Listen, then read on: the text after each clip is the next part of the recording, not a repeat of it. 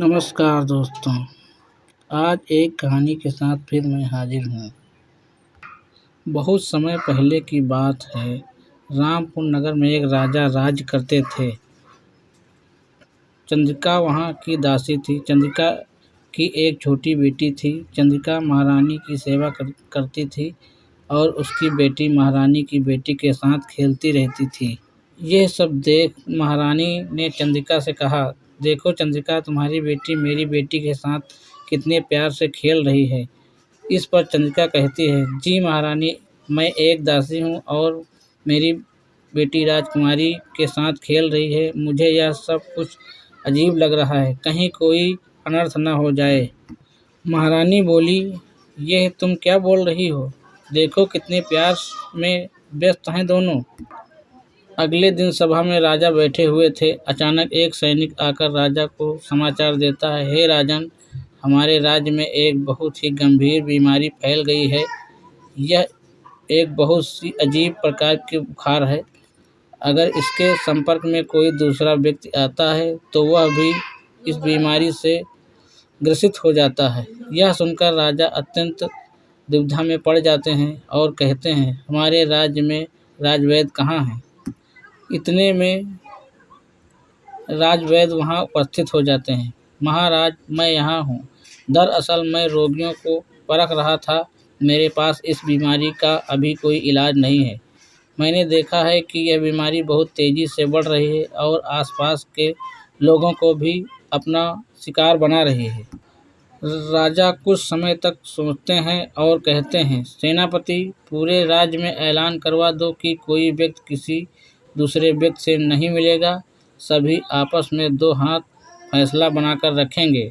महाराज के आदेशानुसार सेनापति कुछ सैनिकों को लेकर राज्य में जाता है और ढोल बजाकर आदेश करता है कि गांव का कोई भी व्यक्ति दूसरे व्यक्ति के नज़दीक नहीं जाएगा और परस्पर दो हाथ की दूरी बनाकर रखेगा। राजा अपने कक्ष में चले जाते हैं। वह देखते हैं कि चंद्रिका की बेटी राजकुमारी के साथ खेल रही है। वह कहते हैं कि चंदा, तुम्हें पता नहीं है कि राज्य में गंभीर बीमारी चल रही है। जब तक बीमारी है तब तक तुम राजकुमारी के साथ नहीं खेलोगी और अपने घर पर ही रहोगी। यह सुनकर राजकुमारी कहती है, लेकिन महाराज, मैं अकेले कैसे खेलूंगी? इतने में चंदा खड़ी होकर अपने घर जाने वाली होती है कि तभी राजकुमारी बेहोश हो जाती है। राजवैद्य आते हैं और बताते हैं कि राजकुमारी को भी वही बीमारी हो गई है। इसका तो मेरे पास अभी इलाज भी नहीं है। यह देख महाराज दुविधा में पड़ जाते हैं। वह कुछ सोच कर ही रहते होते हैं, तभी एक सैनिक आता है और कहता है, महाराज, बाहर एक बाबा आए हैं और आपको शीघ्र ही बुलाया है। क्या कहते हो? बाबा आए हैं? अच्छा, चलो ठीक है, मैं आता हूँ। बाबा, यहाँ कैसे? क्या काम है आपको? सुना है कि राजकुमारी इस गंभीर बीमारी का शिकार हो चुकी है। मेरे पास इस बीमारी का इलाज है। इलाज? कैसा इलाज? बताइए ना बाबा। आपके राज्य में घने जंगल में एक बड़ा सा पेड़ है। यह कोई साधारण पेड़ नहीं है, बल्कि एक जादुई पेड़ है। इस पेड़ से एक फल लेकर अपनी राजकुमारी को खिला दो, वह तुरंत ही ठीक हो जाएगी। ठीक है बाबा, धन्यवाद। आपका इस बीमारी के उपाय बताने के लिए धन्यवाद। सुझाव देकर बाबा चले जाते हैं। सेनापति सैनिकों को लेकर जंगल में उस बड़े पेड़ को ढूंढते और उसके फल को लेकर आते हैं। सेनापति कुछ सैनिकों के साथ जंगल में जाते हैं और उन्हें वह पेड़ नजर आता है। जाओ जाओ, मेरे ही फल लेने आ गए। आओ आओ, मेरे ही फल लेने आए हो? यह क्या, तुम बोलते भी हो जादुई पेड़? हाँ हाँ, मैं बोलता भी हूँ और मुझे यह भी पता है कि तुम यहाँ क्यों आए हो। चलो अच्छा है, तो फिर तुम अपने फल तोड़ दो। फल तो मैं दे दूँगा, लेकिन इसमें पहले तुम्हें मेरी 3 पहेलियाँ का जवाब देना होगा। तीनों पहेलियाँ का सही जवाब देने के बाद ही तुम्हें एक फल मिलेगा। 3 जवाब देने पर एक फल चलो कोई नहीं, मैं राजकुमारी को एक ही फल से ठीक कर दूंगा। चलो पूछो अपनी पहेलियाँ। जादुई पेड़ कहता है, वह क्या है जिसका कर्ज चुकाया जा सकता है लेकिन माता पिता के बिना इस कर्ज को नहीं चुकाया जा सकता है। अरे नहीं, मुझे तो इस पहेली का जवाब नहीं पता। चलो पहेली पूछो। पेड़ फिर कहता है, ऐसा क्या है जो समुद्र के तल में रहता है और माँ के छूने से मर जाता है। सिपाही कहते हैं, मुझे इस पहेली का भी जवाब नहीं पता। तो चलो तीसरी पहेली बताओ। जादुई पेड़ तीसरी पहेली पूछता है, ऐसा कौन है जिसके हाथ और पैर नहीं हैं लेकिन फिर भी देश विदेश घूमता है, इसके बिना लोग भूखे मर जाते हैं। सेनापति कुछ समय तक सोचता रहा और बिना कुछ कहे राजमहल वापस लौट आता है।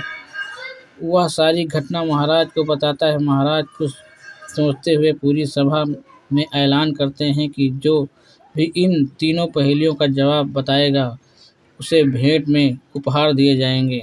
लेकिन सभा में बैठे हुए किसी भी दरबारी को इन पहेलियों का जवाब नहीं आता है। महाराज गुस्सा होते हुए कहते हैं कि मेरी सभा में सभी मूर्ख ही भरे हैं, चलो तुम्हें मैं बाद में देखूंगा। इधर चंद्रिका अपनी बेटी को डांटते हुए कहती है, मना किया था मैंने, वह बड़े लोग हैं, अगर उनकी राजकुमारी को कुछ भी हो गया तो सारा इल्ज़ाम तुम पर ही आएगा। बेटी कहती है, नहीं माँ, राजकुमारी मेरी वजह से बीमार है, मैं जाऊंगी और उन्हें ठीक करके ही वापस लौटूंगी। चंदा बेटी महाराज के पास जाती है और कहती है, महाराज मैं जाऊंगी उस जादुई पेड़ के पास और उसकी तीनों पहेलियों का जवाब दूंगी और बदले में उस जादुई फल को लेकर आऊंगी जिससे राजकुमारी ठीक हो जाएगी। महाराज थोड़ा सोचते हुए बोलते हैं, अच्छा ठीक है, वैसे तुम्हें पता है तुम में नहीं होगा लेकिन फिर भी तुम्हें एक अवसर देता हूँ।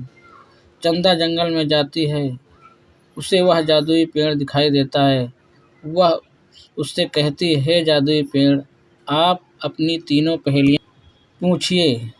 जादुई पेड़ एक एक करके तीनों पहेलियों को पूछता है। चंदा थोड़ा देर तक रुक रुक कर उन सभी पहेलियों का जवाब दे देती है। वह पहली पहेली का जवाब वैद्य जी या गुरु जी, दूसरी का नमक और तीसरी का मोहर या पैसा देती है। यह सुनकर जादुई पेड़ बहुत खुश होता है और अपने जादुई फल को तोड़कर चंदा की झोली में डाल देता है। चंदा अभी भी वहाँ खड़ी हुई देख रही होती है। जादुई पेड़ कहता है, बेटी तुम अभी गई नहीं। चंदा कहती है कि हमारे राज्य में राजकुमारी के अलावा भी बहुत सारे लोग इस बीमारी से पीड़ित हैं, मैं उनके लिए भी फल लेना चाहती हूँ। चाहो तो और भी पहेलियाँ पूछ सकते हो। चंदा का ऐसा स्वभाव देखकर जादुई पेड़ बहुत खुश हुआ और उसने पल भर में अपने जादुई फल जमीन पर बिखेर दिए। चंदा ने उन सभी फलों को समेटा और राज्य वापस लौट आई। राज्य पहुंचने के बाद राज्य वैद्य ने उस फल के रस को राजकुमारी के मुंह में डाला और देखते ही देखते राजकुमारी उठ खड़ी हो गई। यह देखकर महाराज और महारानी बहुत खुश हुए। महाराज चंदा से कहते हैं, बेटी तुम्हें माफ़ कर दो, मैं तुम्हें समझ नहीं पाया। आज से तुम भी मेरी बेटी हो। अब मेरी बेटी एक नहीं बल्कि दो बेटियां हैं। महाराज चंदा को गले लगाते हैं और राजकुमारी यह सब कुछ देखकर बहुत खुश होती है। दोस्तों, इस कहानी से आपको क्या सीख मिलती है, नीचे कमेंट में लिखकर अवश्य बताएं।